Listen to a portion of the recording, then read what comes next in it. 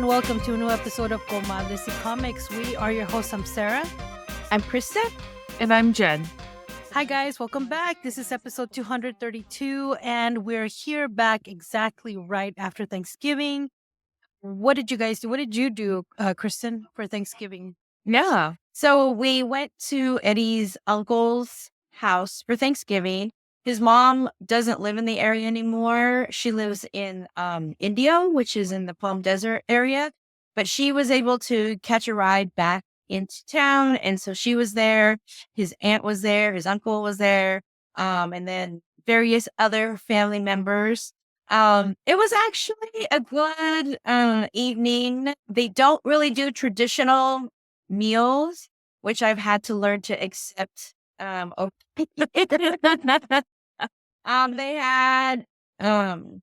had lasagna, and they had regular lasagna, which was meat sauce, and then they had an artichoke lasagna because there is a vegetarian in the family. Then there was sausage and peppers, a salad, just kind of like I think there was meatballs. I brought tamales. Eddie made a meatloaf. So there was a lot of food there, just not traditional Thanksgiving food. I do all of that on my own for Christmas, and we don't go any effing where. I sample, I cook what I want to eat, and I eat it, and I watch sappy Christmas movies all day. So I'm looking forward to that. Last year, I made the viral mac and cheese that Chef Teeny, she's a very young blonde chef that I think she's like in her 20s, who is a viral chef on TikTok. And she made this mac and cheese that just like went crazy. And I made it last year. I should have had Latte before, but it was good. But my tummy just like was so yucky from all that cheese. It was like freaking 4 pounds of cheese. I'm not even lying. Nice. So that's what we did. Afterwards, the adults played rummy, I think. So by adults, I mean like the older people. And then myself and Eddie and his cousin and her roommate, who is a young grad student in the area who is living with her, played this game called I don't know what it is, but something about memes. So it's kind of like Cards Against Humanity.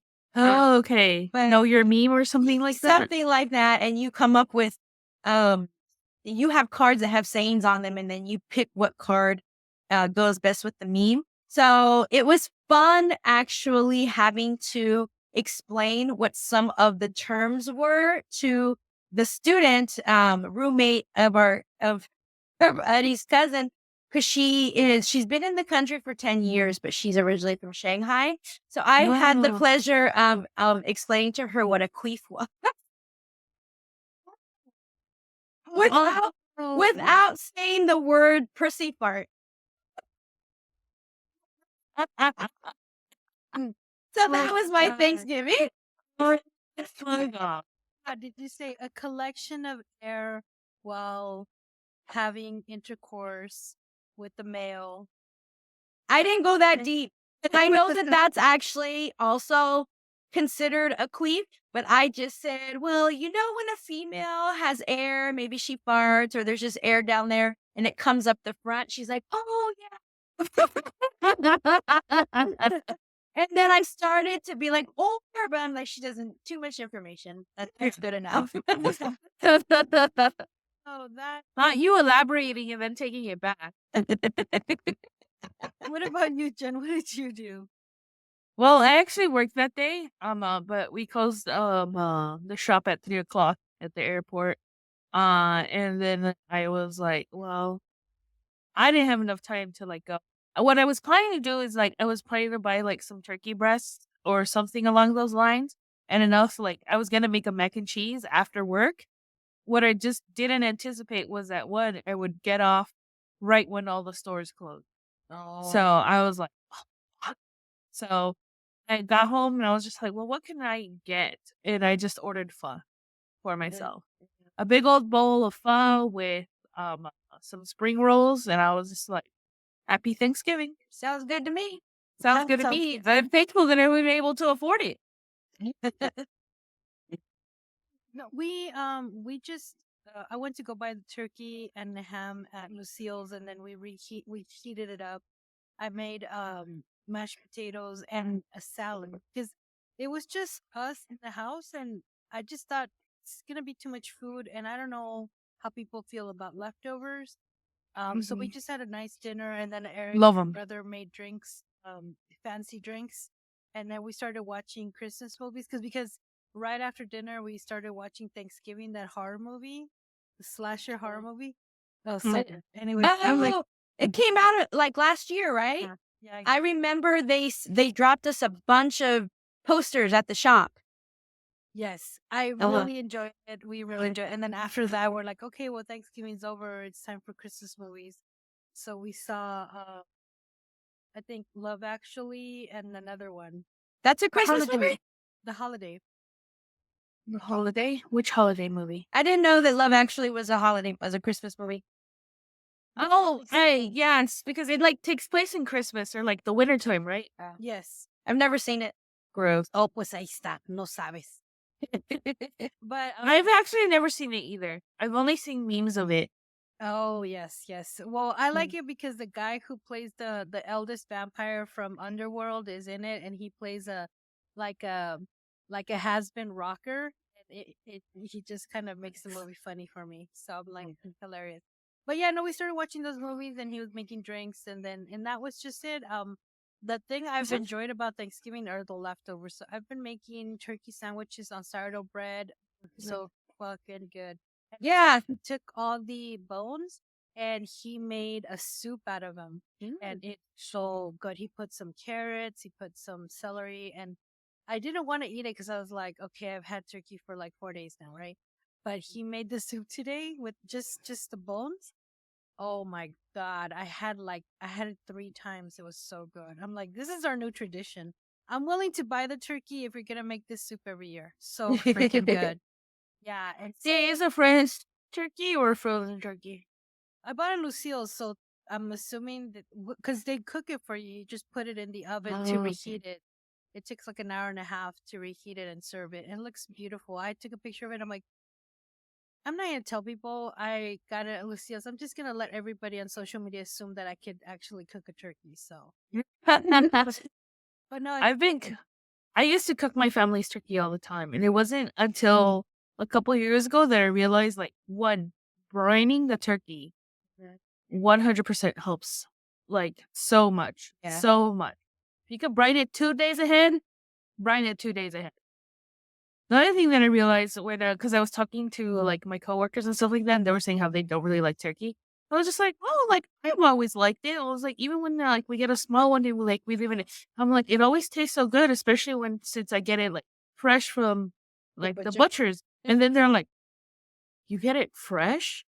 And I'm like, yes, I get it fresh. What do you guys do? And they're like, we always like. They were just all like, they're like, we always have to like, I was like, don't you guys like brine it or do anything like that? Or like prepare it, clean it and stuff like that. They're like, no, we have to like unthaw our turkey for almost 3 days. And I'm just all like, 3 days? You have to wait for a turkey to unfreeze for 3 fucking days? This was new knowledge to me because I realized I've never eaten a fucking frozen turkey. I've only ever eaten fresh turkey. I've only ever gotten fresh turkey. And it's always like, and we always get it like either the day or like 2 days beforehand. Because or else on the day of, well, either most of the butchers are closed or they just don't have any. Yeah. So my mind was blown. And this was like last week. I was just like, you motherfuckers are just going around eating the worst possible version of one of the most delicious. I honestly do love turkey. I really do like turkey. Honestly, I think you're in the minority. There's not very many people going out there getting fresh turkeys. that's true. I've never heard of such a thing, but now I want to do it. Like I would actually try to learn how to make a turkey. I'm actually afraid that because I'm so used to just doing it the way that, and you don't have to do it 3 days ahead of time. You can do it like the day before. But the way my mom used to do it is put it in the sink with water with and you have to change the water like every hour or whatever. So it is you have to stay up all night. But that's what my Wow. mom used to do, is to spend the sink with water. Um, but I would be afraid that it would be like too gamey, or like the taste would just be different. Um, I don't know. I'm sure it'll be fine. You know what? That might be it, because I've always liked gamey meat. There's a reason I love goat. I love birria, and not that beef birria. Right. It's a lie, and it's barbacoa, and you're lying to yeah. and you're lying to yourself. I know. I want it noted. That if you eat beef birria, you're just eating barbacoa. You're not really eating birria. I've said it. Come for me. I don't care. But yeah, so that might be it. I just don't know the taste of it. Like, I'm so used to the taste. I mean, I can't even like Yeah. identify it. Yeah. Understood. All right, guys. Now it's time for Chisme de la Semana. For chisme. It's for Chisme de la Semana. Little like brain couldn't wrap around English and Spanish right away. So today's chisme is, we actually, Kristen and I, unfortunately Jen couldn't make it, but we attended and we had a table at the Latino Comics Expo about 2 weeks ago, Kristen? It was last weekend. Last weekend. Oh my God. It feels like eternity. Different haven't had- stratosphere. Yeah, I haven't had this much time off in some time, so like it feels like I've been away for a month. But yes, so well, we just wanted to say a little chisme about like how it went for us.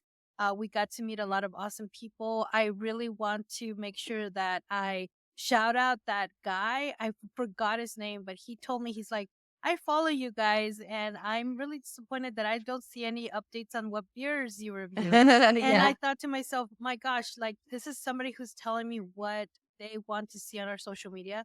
So I'm gonna, because of you, I'm going to step up my game and try to post regularly. Not like I haven't posted in so long regarding like our beer reviews and stuff like that. So thank you so much for coming to our table and talking to us, and I really appreciate that. The feedback is really awesome. And I just wanted to let everybody know that we just had a really wonderful time. I really really loved it. I got the chance to attend some of the panels, including the Latina Power, and shout out to Eddie for attending the table while we were in the panel. I was an attendee at the panel, and I really loved it. And just check our social media. We have on Facebook small snippets of video, just because I didn't know how much was gonna upload. So I think they're like minimum 2 minutes, but you get a little gist of what the Latino Power panels like, moderated by Kristen. What about you, Kristen? What did you find to be awesome at the Latino Comics Expo? I actually really appreciated that there were a lot of new creators this year that I'd never seen before. And so we were able to actually get some books and meet some people that were new to the Latino Comics Expo family. And the Latina Power panel was really good as always.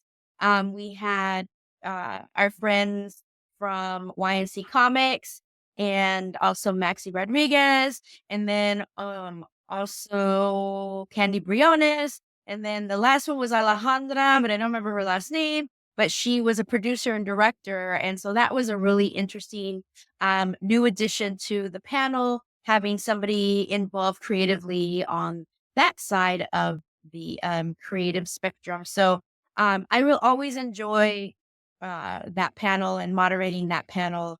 And this year was no different. It was a little bit of a bittersweet expo because, as those of you who listen may or may not remember, Ricardo Padilla, one of the co-founders of the expo with Javier Hernandez, passed away about a month ago. And so there was this very beautiful altar there at the entrance of the expo as everyone came in, with his pictures, and then also full of all kinds of things that that Ricardo used to love to enjoy. And it was just a really great dedication to him. And then there was a moment of silence for him at the beginning. And I really think that he would have been very proud of the show that was put on this year without him. So, like I said, it was very bittersweet, but always an enjoyable show. And I think, unfortunately, the one bad thing about this year was that I think I am over Roscoe's Chicken.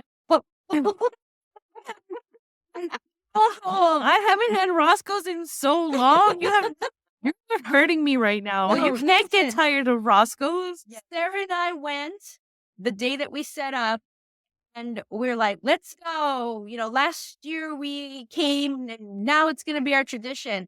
We went and we each got a plate. Granted, I was already feeling sick with this medication, so I wasn't able to eat as much as usual, but we both got a plate. And then we got the sides like we usually do. Tell me why it was fucking $110. For the both of you? Yes. Both of us. Yes. So then it just No wasn't fucking good. way. And this was wasn't before amazing. this It was wasn't before I knew what the price was. But as they brought it, it just wasn't, it wasn't amazing like it had been in the past. Yeah. And then the price was just cherry on top of the shit pile. Oh my God. So I'm like, the next day we went to meet, or no, not the next day. We were so hungry. We went before we set up. And then after we set up, everyone was like, we're going to Supermax. Let's meet up at Supermax. And it's like, oh, thank God, because I actually want a bean and cheese burrito that sounds really good. So Sarah and I go to Supermax. We're there. We're like, where is everybody? And so finally I got a hold of Javier. He's like, oh, we couldn't find parking. We're at Roscoe's. So I'm not gonna eat there again. yeah, Sarah and I got a bean and cheese burrito to go, and then we met them at Roscoe's, and we just sat there and talked, and then I ate my bean and cheese burrito. And my $11 bean and cheese burrito was way better than Roscoe's chicken and waffles. Oh, that's so sad. That was one of the things I wanted to go back to eat. Yeah. Yeah, I mean, honestly, like I feel the last time that we ate it at WonderCon in Anaheim was way better tasting than the one in Long Beach. Even That might be it. maybe the location. I mean, I'll give it another try, but I'm not gonna order all the sides. I'm just gonna. Kristen and I decided to order one dish between both of us, and then maybe one or two sides. That way, we have more room for different types of food. But even All I I remember was like, is no me gustó la papa. Like, Yeah, I actually ate it the next day because I just had it here and I spent $50 on it. yes. But yeah, you know what I did? I just mushed it all up so that it was like mashed potatoes and it was way better. incredible. Yeah, I reheated the mac and I was like, I ate it. It was okay, but it wasn't the best. And Yeah. so Roscoe's, I expected more. But Yeah. yeah, that was our little recap on the Latino Comics Expo.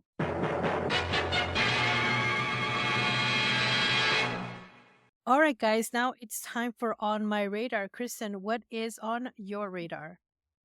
So, on my radar this week is not a comic. It is a movie on Netflix called Emilia, Pérez. And it has Zoe Saldana and Selena Gomez and some other people whose names I didn't write down, but those were the two people that stuck out to me because I had no idea they spoke Spanish. The entire movie is in Spanish. Isn't Zoe Saldana like And Well, well, La- it used to Latina? be Zoe Saldana. Now It's Zoe Zoe Saldana. with the And there's a tilde Saldana. over yeah. the So end. he's Saldana? yes, she's Dominican and Puerto Rican, I believe. Don't quote me on that, but it So I had no idea, but a friend of mine posted it on her Facebook just today, and she was like, "It's really good," and she mentioned Zoe and Selena. I'm like, "What?" Because she also says it was in Spanish. I'm like, "What?" So just based on that alone, I started watching it, and I got far enough into the movie that I was like, oh my God, like the premise basically is this huge drug lord hires Zoe Saldana's character, who's this like really overachieving but underappreciated lawyer in Mexico. And she just really has this like horrible outlook on her career because she is doing things that she feels are disingenuous. And she just doesn't feel right about what she's doing. Now, what I have not mentioned yet, maybe I'll save this to the end. So, anyway, her character is contacted by this big drug lord, and she gets put. I'll just tell you the beginning real briefly. She gets put with a bag over her head, and they stick into her van, and they take her somewhere secretive, and she meets with him, and he's like,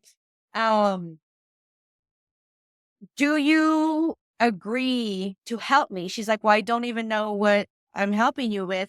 He's like, well, to hear what I want from you, even to just hear it, you are agreeing. And it goes back in her mind where you can see that she's just fed up with her job. And he tells her how much money that he'll pay her. It was like this exorbitant amount of money because he's a drug lord. And she's like, fine, yeah, I'll do it.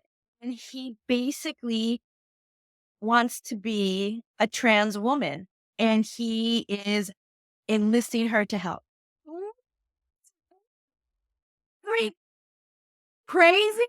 It's a great story. And he has tattoos on his face. So I'm like, oh my God. So here's the part. Watch this. Here's the part that I've left out that even takes one step further. It's a fucking musical.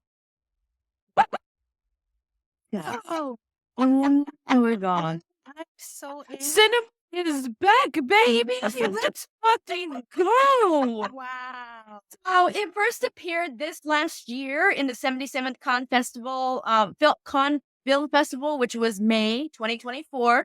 It was selected to compete for the Palme d'Or in its main competition, and it won the jury prize. Also, the female ensemble, the whole female ensemble, won Best Actress. Oh, Yes. okay. I'm is so in. Okay, I mean, let's pause this. cinema is back. Let's go. The movies are here. So the Good. name of the movie is Emilia Pérez. I haven't finished it. I actually want to go because I was watching on my phone because I went directly from the link on Facebook that my friend shared to watching it. And then I actually watched Wicked this morning. So I was like, I gotta go. So I went to go at 9:30. Let me tell you, I cannot recommend early morning movies enough because there's no one there. You can sit where you want. The line is short. When I came out of the movie, it's a 2-hour and like 50-minute movie. I heard it only gets through the first act. First act, yeah. It was packed. The whole entire parking lot was packed. So anyway, I came back and didn't want to restart the movie until I was like really able to just focus on it because then I got stuck to trying to upload our episodes and it was a big deal. But anyway, I gotta go back. I'm gonna start it from the beginning and watch it on my TV so it's a bigger screen, and I am going to enjoy the heck out of it. And you said it's streaming on Netflix? Yes. Okay, Awesome. Emilia Pérez on Netflix. All right, guys, it's that time again. My favorite time of the show. It is time for La Hora de la Cervecita. Give it to me, ladies. What are we drinking today? Cleansing my palate. Dunkin spiked pumpkin spice iced latte. It says it's 6% alcohol. 6%. Damn. It's right on the lip here. Yeah, and so it's an iced latte, and it is.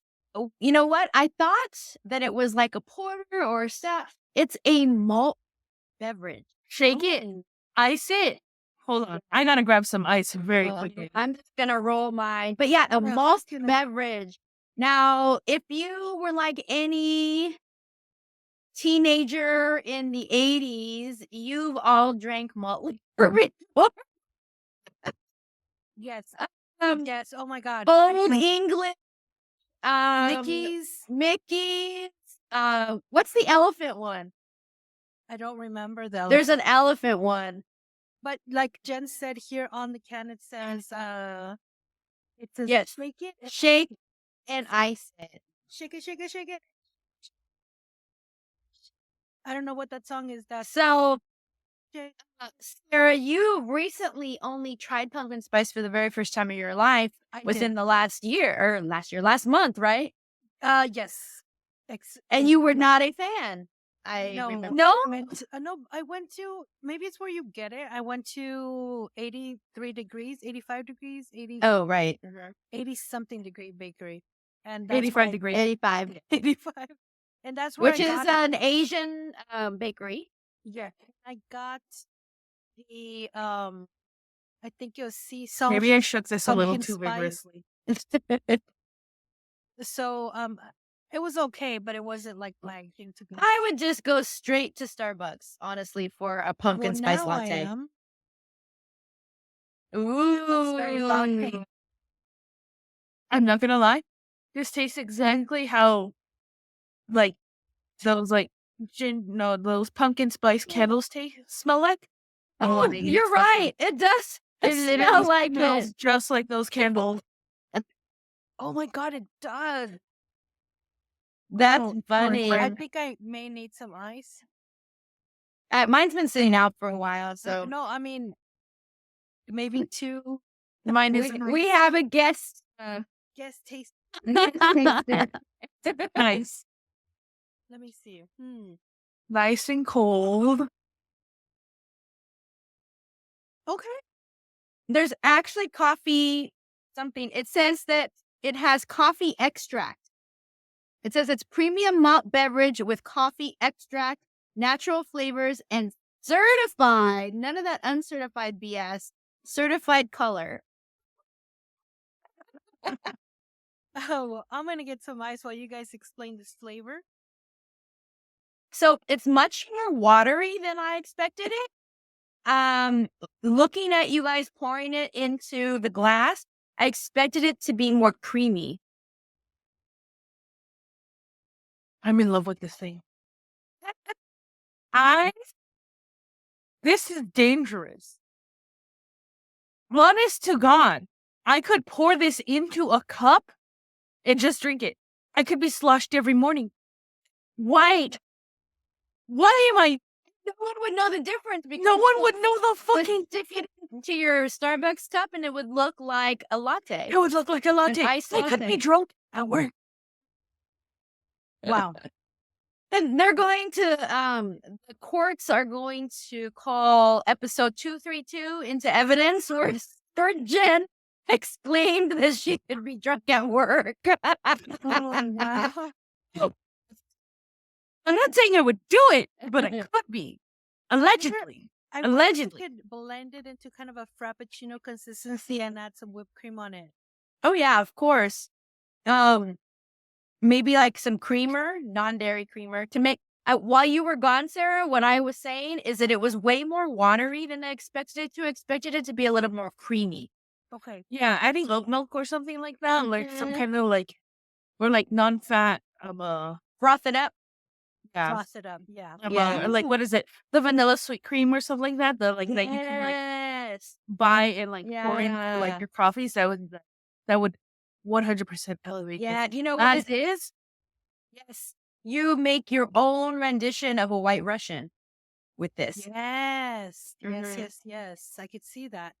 It's a little too sweet for me, but I do appreciate that the whole consistency of it. The pumpkin flavor is so there. There's a little bit of cinnamon in there, and you can definitely a little bit in the back feel like the alcohol, and definitely feel it after like 3 or 4. Oh yeah, I already feel it, and it's only 6%.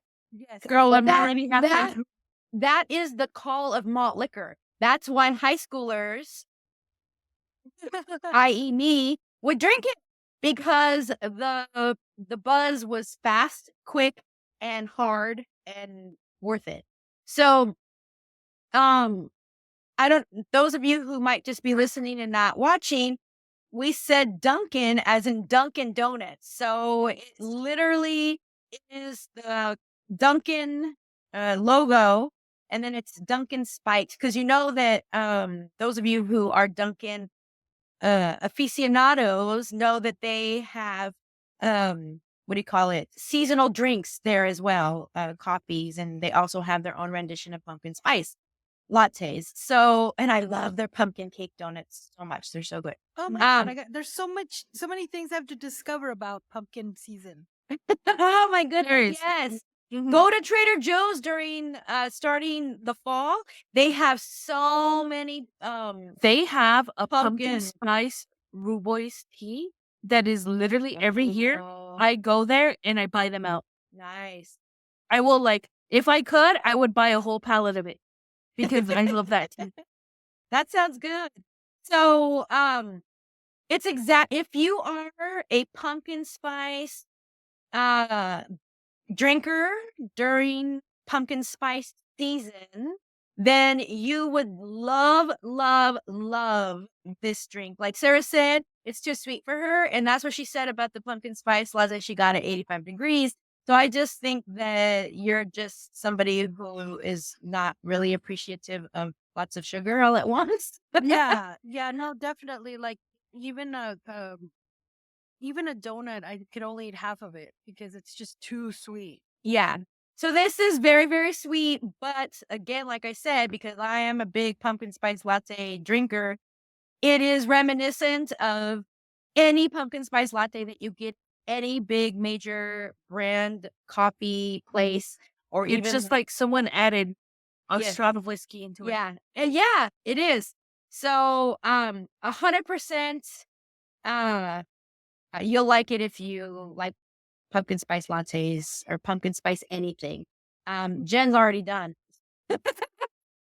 I have to say that I think this is a really great end to like November for me because I wanted to try a pumpkin spice latte beverage and I did, but this one kind of closed out the month for me. I really am enjoying it though. Like I really am. Like I just poured ice in it and now I want to frost it and I want to, I don't know. I'm just really excited. Like all these things you can do, even if you want to dress it up, you could put like a candy cane in your cup.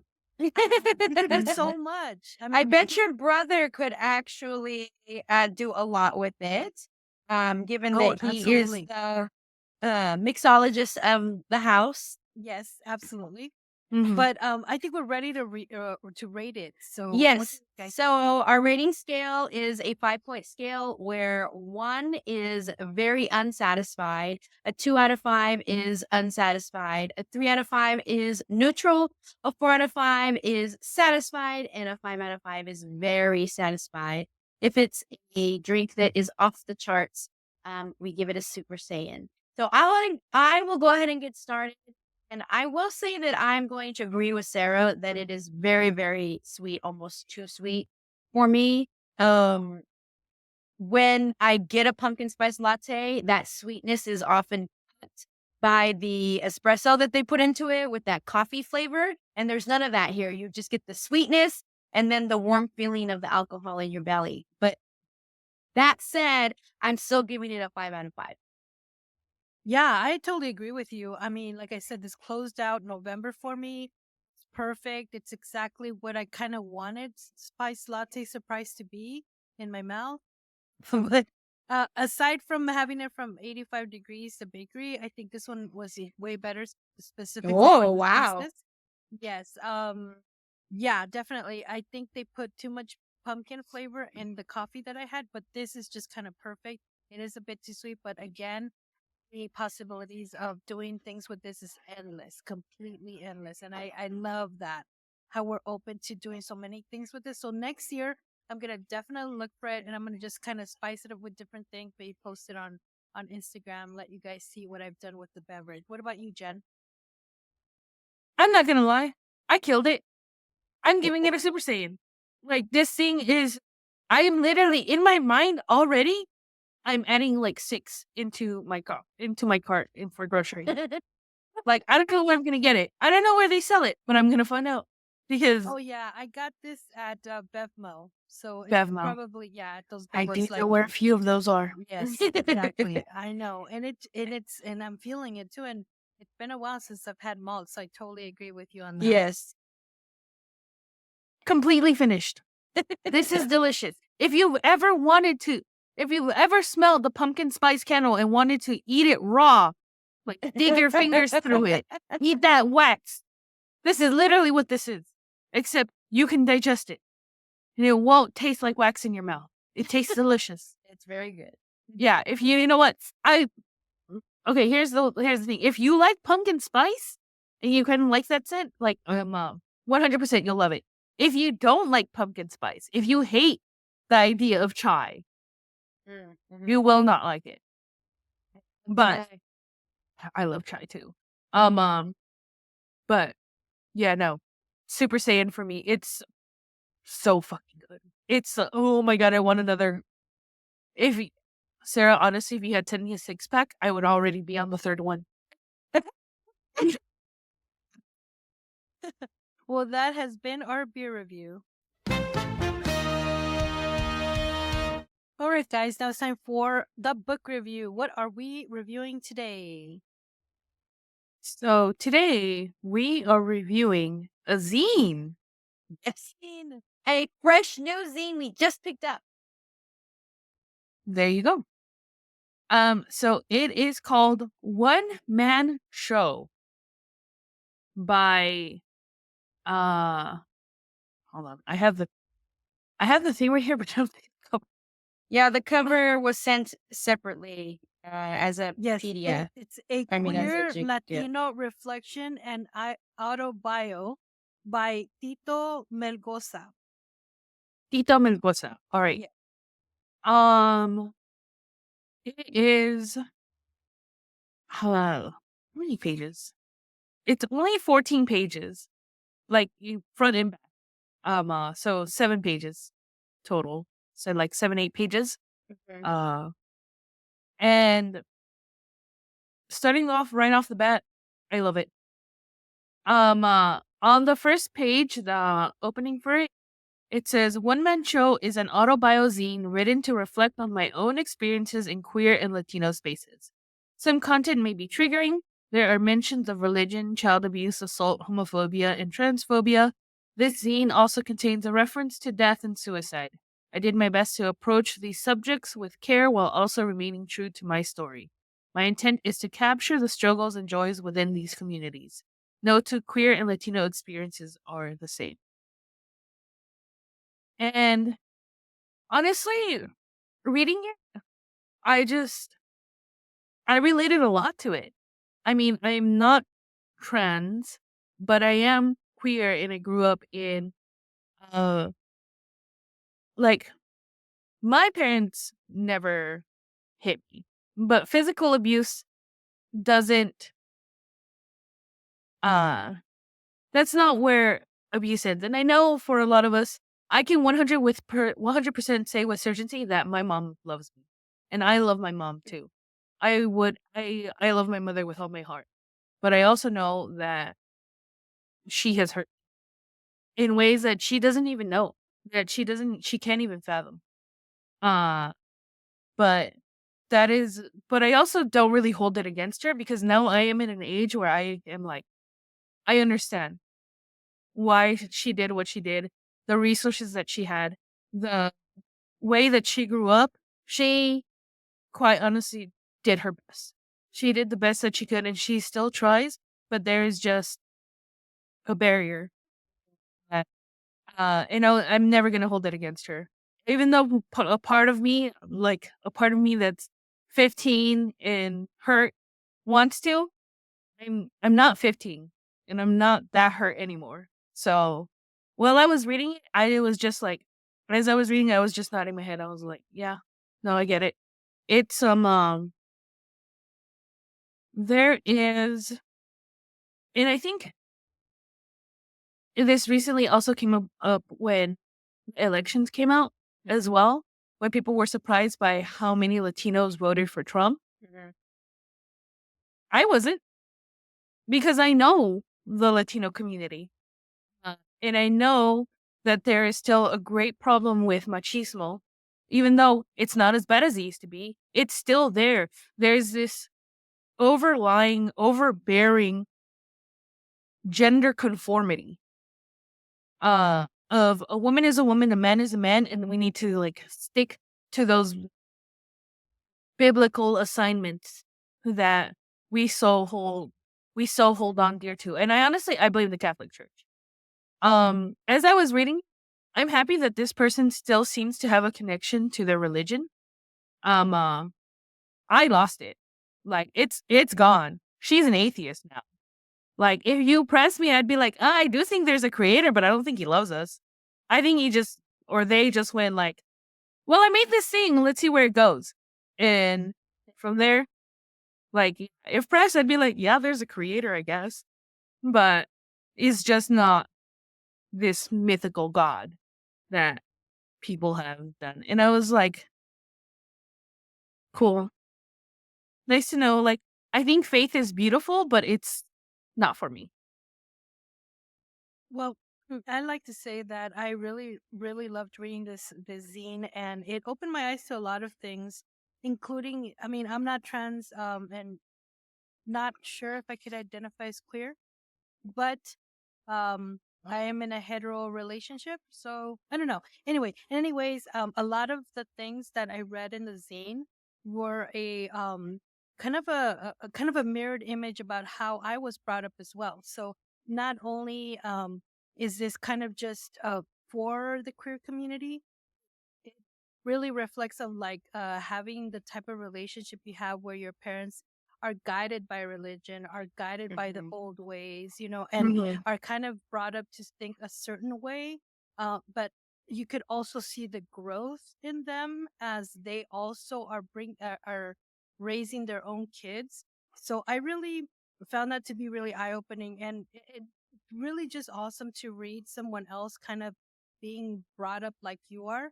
So like that there are other people out there that experience something similar as you growing up with parents from other countries that like grow up in the old ways that have trouble, you know, growing out of it until they have a child that, will kind of confront them with these things that they hold to be true, but maybe do as a per person basis. So there is a lot of growth I felt in this scene, and I just really, really enjoyed reading it. What about you, Kristen?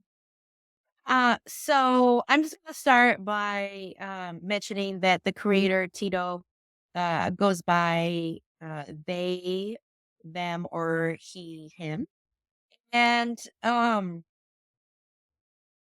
for as short as the zine was, I have to agree with Sarah. There was so much um, evolution of the character. And I don't even want to say character because it's not a character. This is an autobiographical story. And there was just so much, I think, reality in the way that they described how they just traveled back and forth on the spectrum of gender and of how they presented themselves. And I really found it interesting on how they likened their gender presentation as a performance. And I think that even straight cis people can resonate with that. Yeah. It's a performance to when you're going out and, dressing up and, putting on your makeup and your nice clothes and men like to say that women do it for them. I don't wholly believe that. I think we do it No. for ourselves. But it's still a performance that you're putting on because that's not who you are all the time. That's not what you look like all the time. And putting the act of even putting on makeup, whether you do it every day or you do it for special occasions, it is a facade that you are putting onto your face, and a lot of times that facade affects how you feel about yourself. And so I found that super interesting and very, very real to I think most people. And to be able to actually also, I'm not part of the LGBTQ community. I'm in a heterosexual relationship. I also resonated with the way that they describe the religion and the religion effect on how they reacted and acted to Tito's coming out in many different ways throughout just the zine and throughout their life. My mother wasn't religious, but my grandmother was very, very, very religious. And got, uh, I got judgment from her, a lot in many different ways. Mostly just as Jen, you were saying that the gender roles in the Latino community are very strict. And I 100% agree with you that a lot of them are set through the church. And when I was already graduated from college and I was starting my career and I didn't have a boyfriend and I didn't have kids and I wasn't married, my grandmother would not mince any words and basically telling me that she disapproved and what was wrong. She would often say the words, "What is wrong with you?" or "What is wrong with your friend?" who also, we both were single women, and we weren't dating or we weren't in a long-term relationship. We didn't have kids. She would say, "What's wrong with her? Why does why? What's wrong with her that she doesn't? Or what's wrong with you that you don't have a relationship?" And that I'm only grateful that she was able to actually meet my husband. She was You're like, look, I got married. um, It happened eventually. but and the irony though in the Latino community is that while that is very true, behind the scenes, I think every single freaking one of us know that it is the woman, it's the matriarch that has all the shit together in that family and make sure that things happen and that things get taken care of and the family is fed and all of that kind of stuff when the man is out gallivanting in the streets or drunk under a tree or whatever the fuck is going on. So I see my computer is lagging. So, but anyway, I think that, like I said, even though I'm not part of the LGBTQ community, there was a lot of the cultural things in the Latino community. And the interesting thing is that she was mixed, Polynesian and Latino. So I don't know much about the Polynesian community, but I would want to know a little bit more about that too and how those two different cultures affected them. Yeah. Yes. What resonated with me a lot is the part where they describe when you're so overprotective over your child, they even become a little secretive and also Yeah. kind of just become do kind of like almost like when you just is culture switch. When you switch off you switch off to be with your mom, you switch off to be with your friends, you learn how to lie really good. And not only that, when parents are really overprotective over their kids, they do become a target for predators and grooming. And Yeah. I wasn't groomed, but I could see how that was starting to be a conversation in my life, and I also was I would say assaulted. It was inappropriate behavior for a man that age, is what I'm saying. But yeah, I felt almost like I didn't know what was going on. I didn't know what was happening because, like I was so overprotective. No, you can't go to the movies that night with your friends. No, you can't spend the night with your friends. Just a lot of things that were just like, no, you can't do that. You are not supposed to do that. And yeah, that kind of sucked. But I could totally identify and I could really pinpoint where they say when you raise kids like that, you deprive them of having that experience with their parent where they can be honest with their parent and have these conversations where they can feel protected by their parent. Yeah. It's so funny because at work today too, we were having a conversation. It was like a conversation about, like virginity and stuff like that. And like when we lost, and it's just fun, like girl talk. But one of the people that works there is underage. And so while most of all of us, the rest, and she is the younger sister of one of the other coworkers. So while we were talking about it, it was really funny because they were, one of my coworkers turned to her and they're like, "Have you lost it?" And to be honest, I think most people, and I think for a lot of, I don't know how it is now, but I know for when I was growing up, a lot of girls had already lost their virginity by the time I was like 16.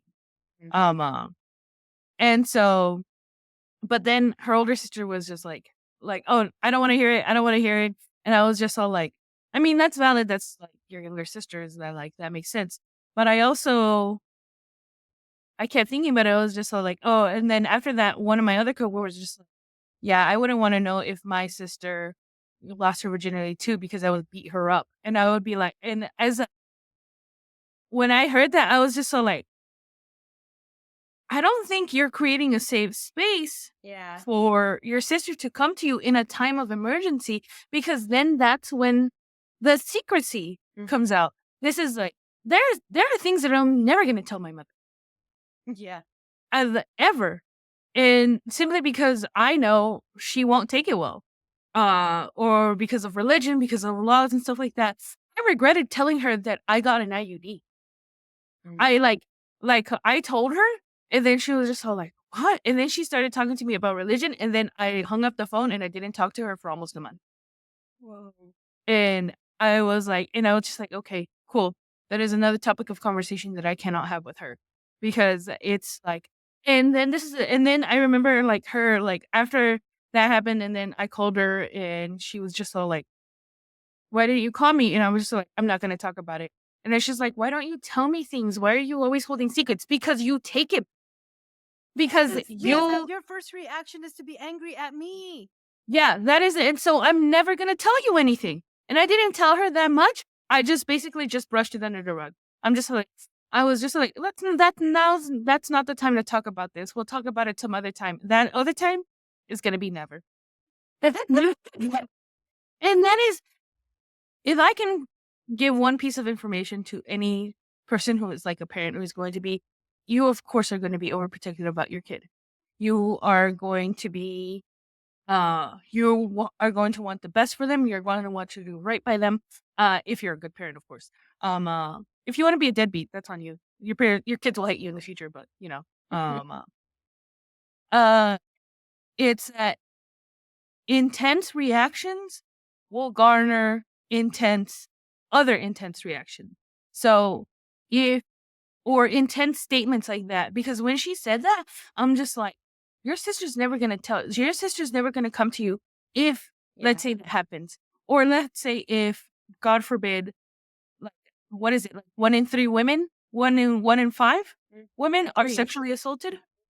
They're never going to come to you because they're going to think that, oh, this is your fault. You did it and you're going to be the one who's punished. Like, it's you can't win. And when someone who you're supposed to trust, already has given you a negative reaction, you're not going to tell them, and you're going to keep that secret. And that is what those types of reactions garner. You can love God all you want. You can be like, this is right, this is wrong. But you also have to realize that if you want to punish instead of listen, then you are going to create barrier of secrecy. Damn, I didn't think I would talk about this. Anyway, I love Tito's book. He does a great. I also loved how he talked about femininity and his relationship to it, because Lord knows I did not. I may not be trans, but I had a tumultuous relationship with femininity, especially growing up, because I didn't see myself, and I still have problems with it too. I know I have a very, very bad body image issues. So I think the body dysmorphia is a thing, because I have a perception of how I think I'm supposed to look like, and when I don't meet it, I feel awful. And like him talking about that, and how when he was like in a really rough time, he fell back on femininity because he liked the approval. he seemed to get from it, but it just intensified his feelings of body dysmorphia. 100% relatable. In a way, I have tried to reclaim my own femininity too, but it's in a way that's unconventional. Because I have leaned more into a different aesthetic, but it's my aesthetic. And I know my mom doesn't like it. And every time my mom was like, "Didn't you want me to wear more lipstick? Didn't you want me to be more girly?"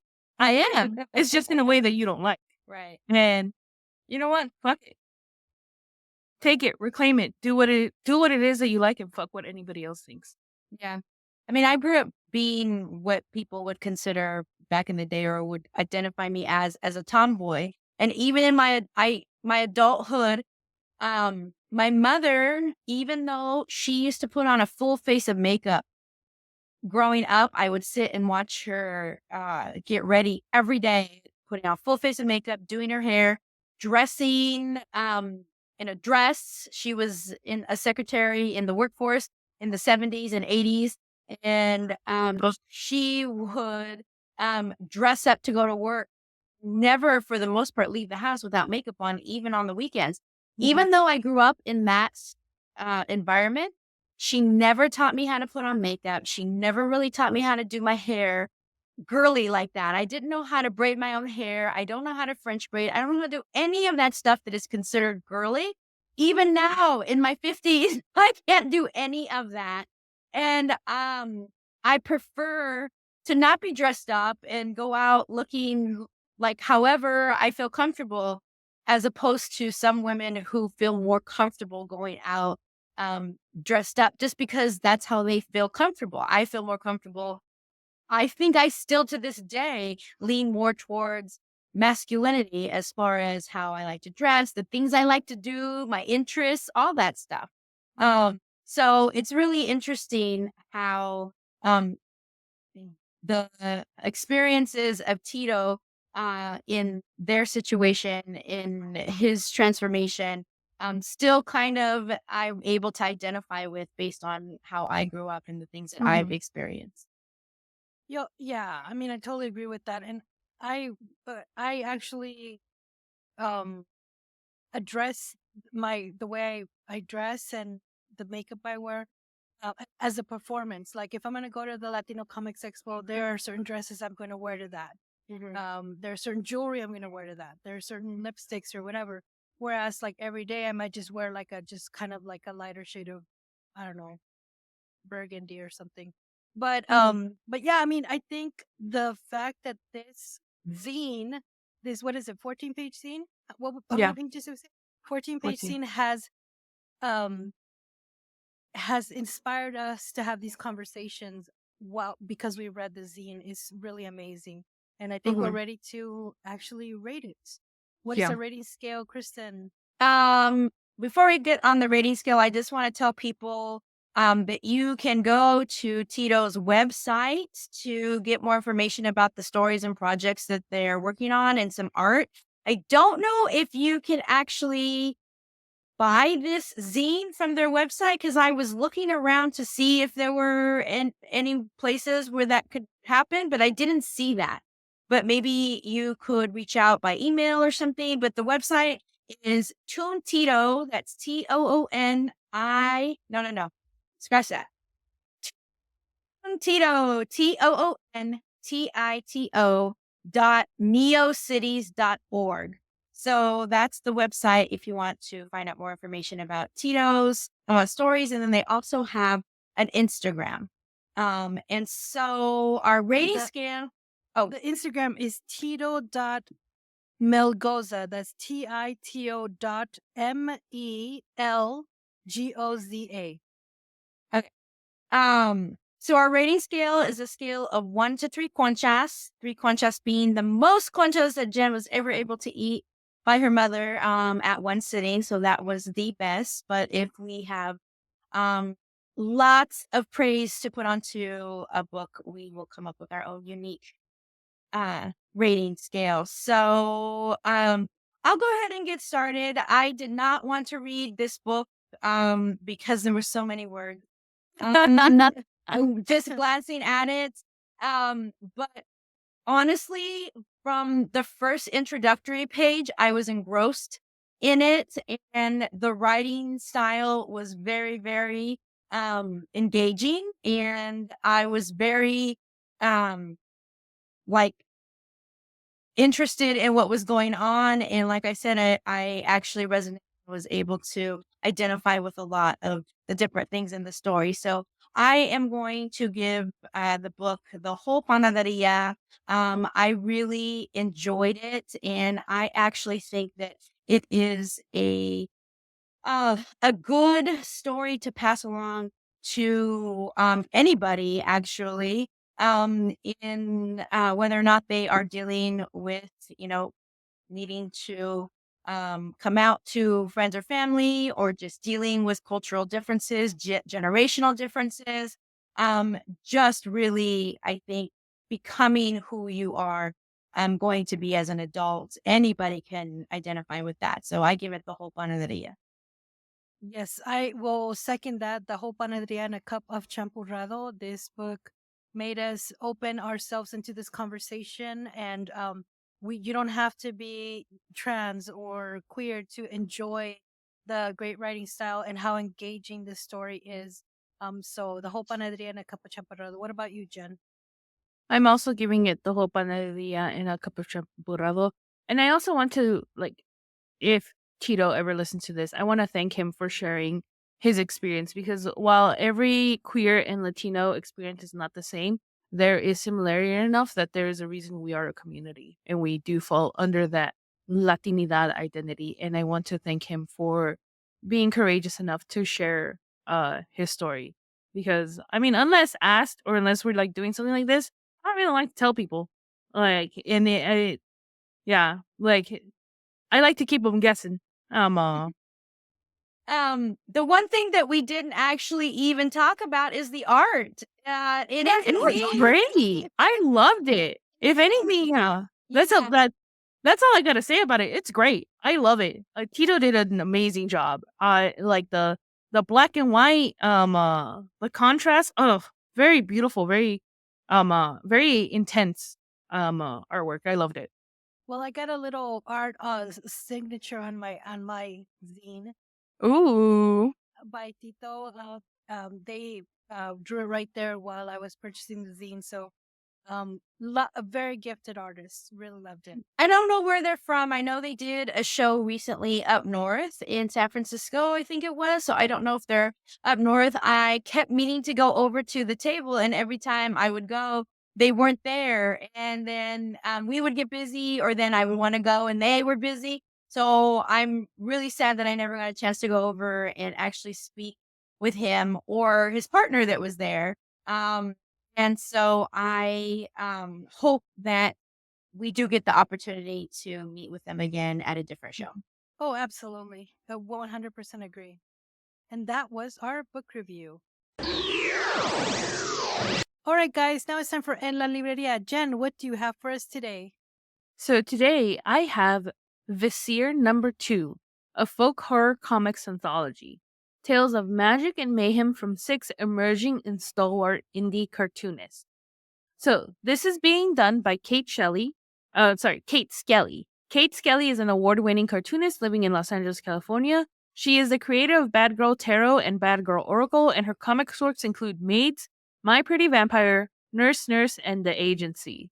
Her previous editing work includes Queen of the Ring wrestling drawings by Jaime Hernandez, Phantom Graphics 2021, and Vizier Number 1 Body Horror, Stregas Porca 2023. She is the co-host of the Thick Lines podcast with Sally Madden. So, Vizier Number 2 is a comics anthology exploring folk horror by emerging and stalwart indie cartoonists, edited by Katie Skelly.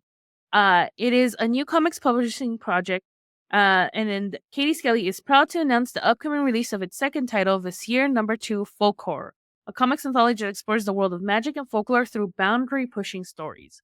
Featuring the work of 6 emerging and mainstay indie artists, the anthology delves into topics ranging from befriending the dead, religious treachery, new urban legends, and supernatural creatures with roots from Italy to Indonesia. The anthology showcases brand new comics by Carolyn Cash, Alyssa Salah, Erica Price, Jay Webster Sharp, Katie Skelly, and Sally Madden. Each artist brings a unique perspective and technique to the stories they tell, with inspirations ranging from underground comics, manga, surrealism, folk art, and more. These artists have created an incredible collection of stories, and with your help, they can bring them to the world. In addition to the comics, the Seer #2 will feature an essay on folk horror in Daisuke Igarashi's Witches, written by prominent comics critic Helen Chazan, with cover art by Beverly Salas and book design by Koko Shinomiya. Vizier #2 aims to publish by February 2025 and is the second in the series of anthologies planned by Strega Sporka. The next and final installment, Vizier #3, will explore the realm of science fiction horror in 2026. The first installment, Vizier #1, Body Horror, was funded on Kickstarter in June 2023 and published in October 2023. Vizier #1 received positive reviews and was named twice in the Comics Journal Critics' Best of 2023 list. With the Kickstarter, intend to raise enough to cover the cost of printing and shipping the book.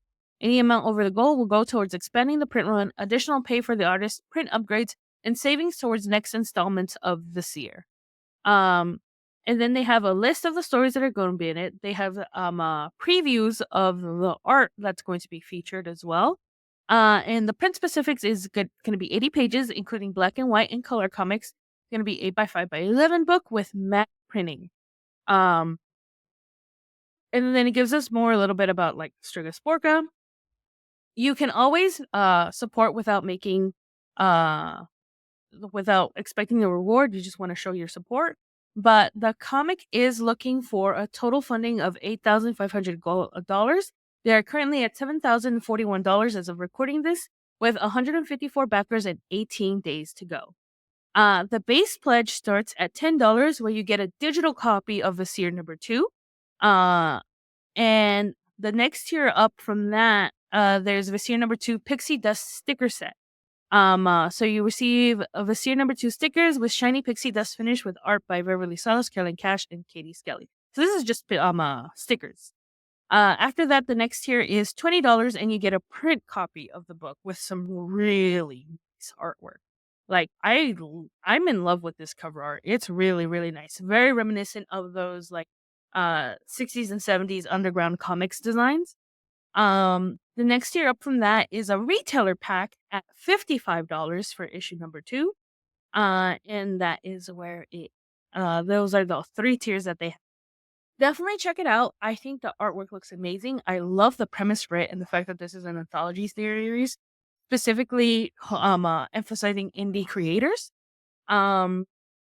It is available on Kickstarter. This year is VISCERE.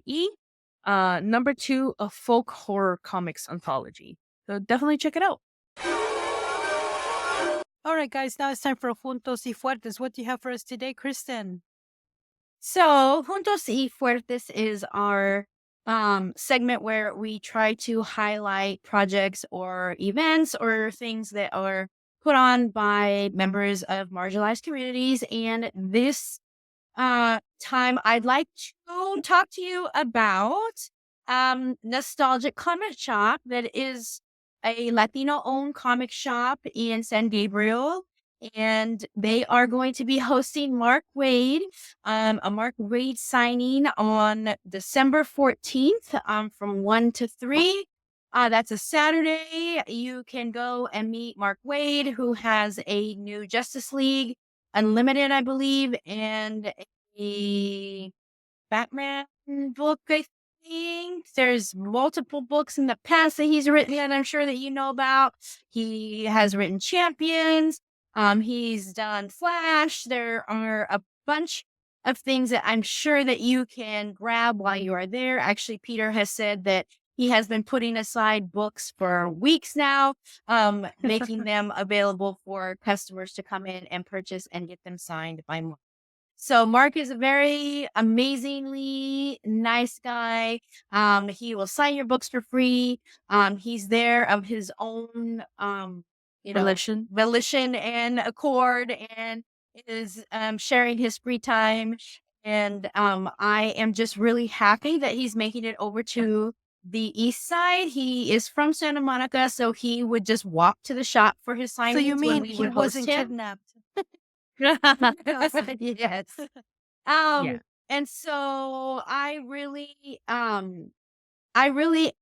kind of sold the event to him by telling him that, there's a lot of minority, what do you call it? Not customers, a lot of minority fans that live on the East Side that don't always have the opportunity to have access to signings in Santa Monica or in Pasadena or, in any of the places or Eagle Rock where he usually signs. And then it would be nice for that community for him to come and visit. So he did agree, and he will be there on December 14th, which is a Saturday from 1 to 3. And as always, support your local comic shop. And this is the only local comic shop that's located in East Los Angeles. So, and it's Latino owned. So show your support.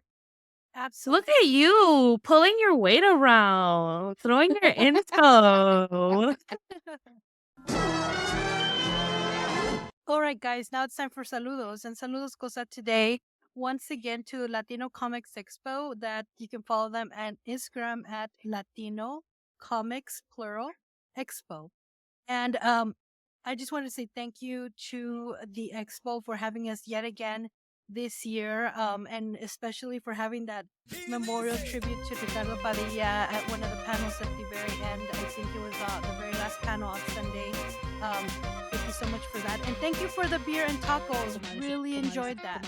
So once again, saludos goes out to the Latino Comics Expo. Be sure to follow them on Instagram to follow all their great stuff, and also how they represent and also support local creatives. So check them out and make sure to put it on your calendar the next time we mention that it's happening. It's going to be a year from now, hopefully, if everything goes well. So saludos goes out to them. All right, guys, that brings us to the end of this episode. Where can they find us? You can visit us on our website at commoditycomics.com, where you can find links to all of our social media. You can also email us at commoditycomics@gmail.com. We have a TikTok. We have a YouTube. If you're only listening to this episode, make sure that you check us out on YouTube as well, where you can see us and see all of the cool things that we share visually as part of the episode. Absolutely. Thanks so much for spending the time and listening to our episode. We really appreciate it. And next thing, we'll be announcing the next event will be at it live, and hopefully we can meet you and say hello. But we have been your hosts. I'm Sarah. I'm Krista. And I'm Jen. Bye, guys. Bye. Bye.